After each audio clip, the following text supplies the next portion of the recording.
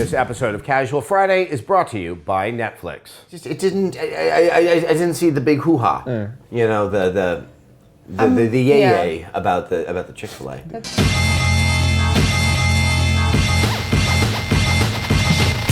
So, SimCity? That was like the first time you and I worked alone together. I know. We drove over to the Emeryville. You interviewed the Ocean Quigley. Gosh, that was almost a year ago. Yep. That was a fun day. Yeah, it was pretty close to being.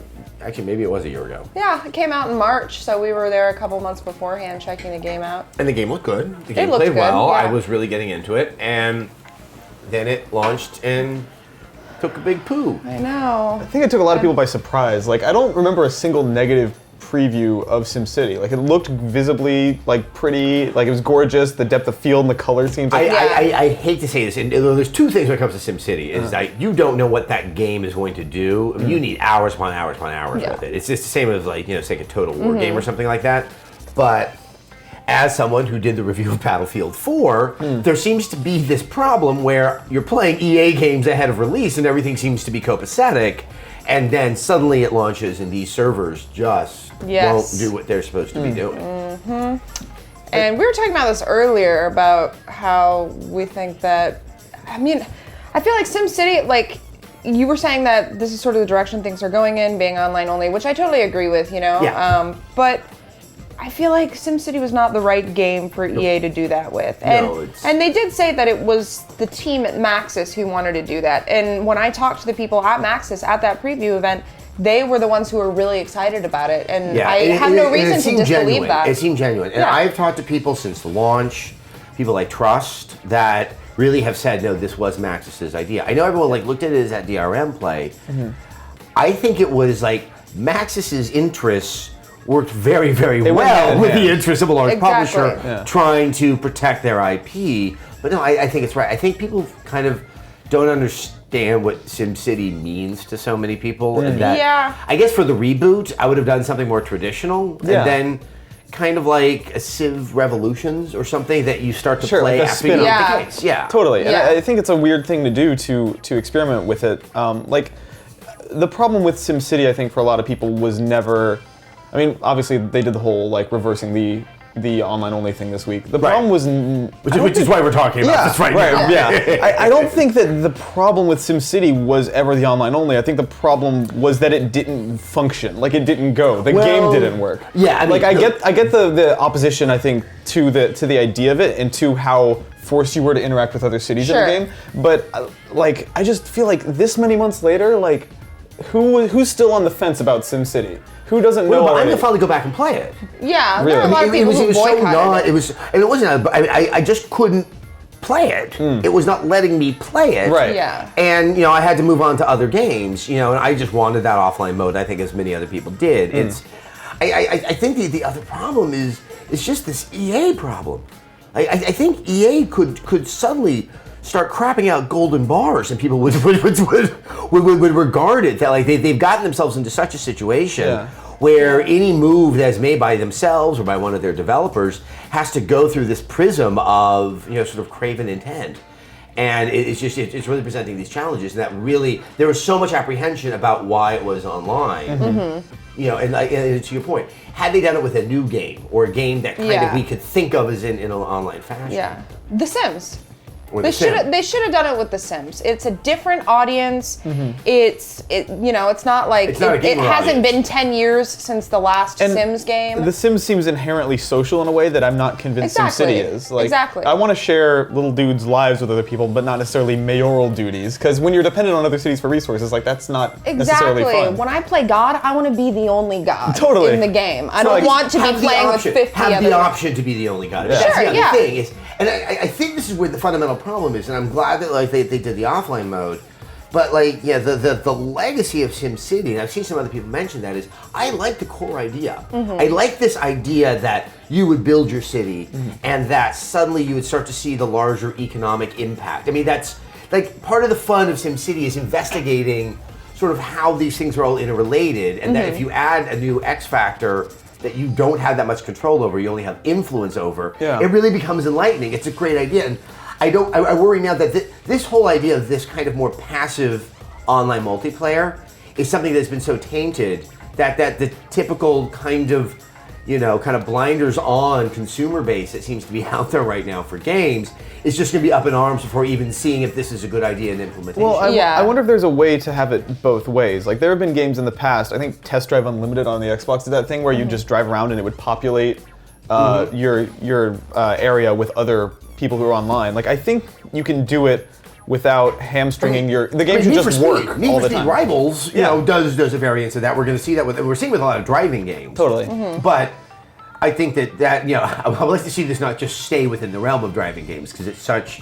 What was the famous game? Not famous. I meant the exact opposite.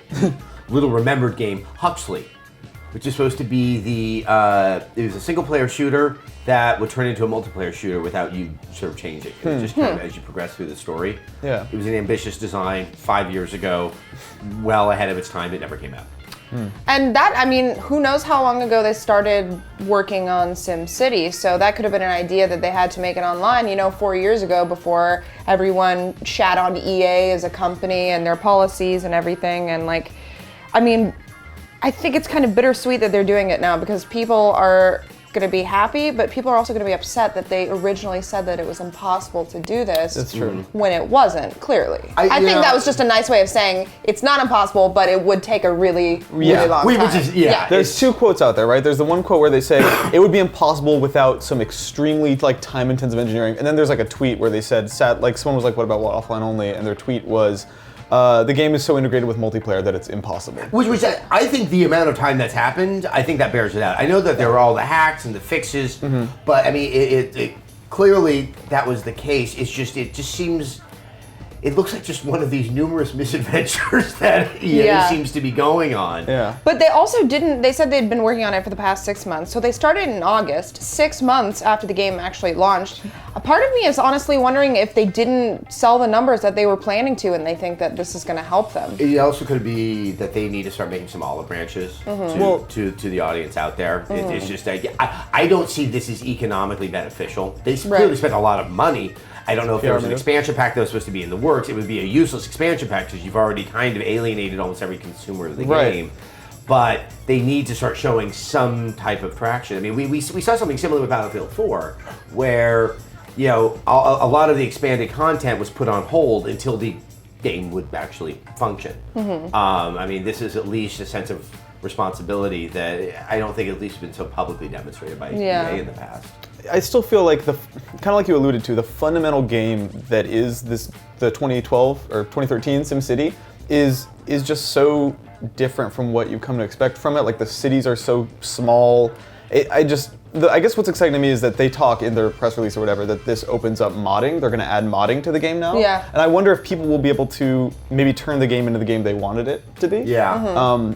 That's going to be interesting to see if this is kind of a harbinger of other fundamental changes to SimCity that come from outside of EA. It'll be interesting to see, if this can revitalize the game, not by the game itself, but by probably 5-7% of the people that purchased it in the first place that are still kind of devoted and really want to give it another shot, another try. And believe they're creative enough that they can make that happen. But it was just so funny when we went down there to check it out.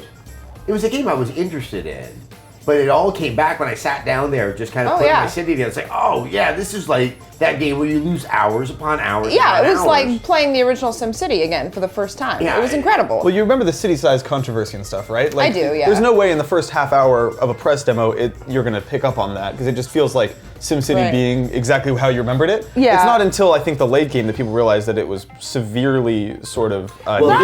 This is a notorious problem with other games. The Total War series has this problem where it's like after hour 40.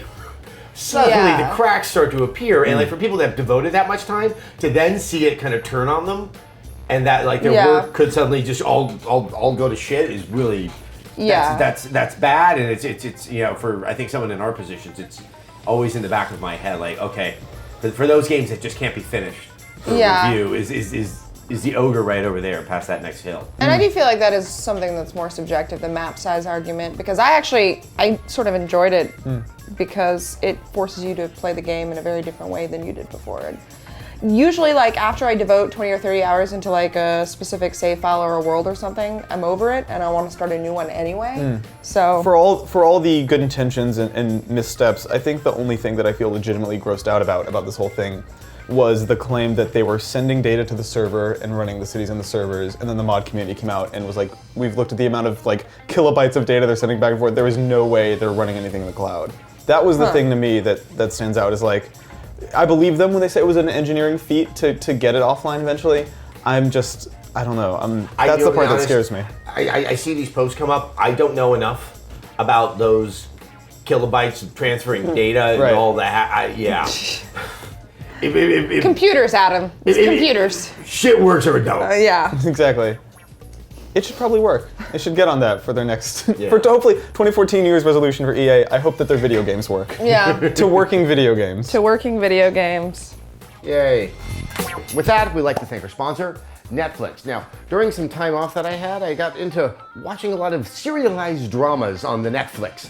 And one that really stood out to me was The Fall. It's a British dark crime drama about a serial killer in Northern Ireland, starring Gillian Anderson of The X-Files, behaving in a way that's quite different than Scully. Now, the titles are subject to availability, but you can check it, or any of the other countless movies and TV shows, out for yourself. All you need is an internet connection and a Netflix-enabled device like a smartphone, tablet, computer, or game console. You can get a free trial membership and support Rev3 Games by signing up at netflix.com/casual.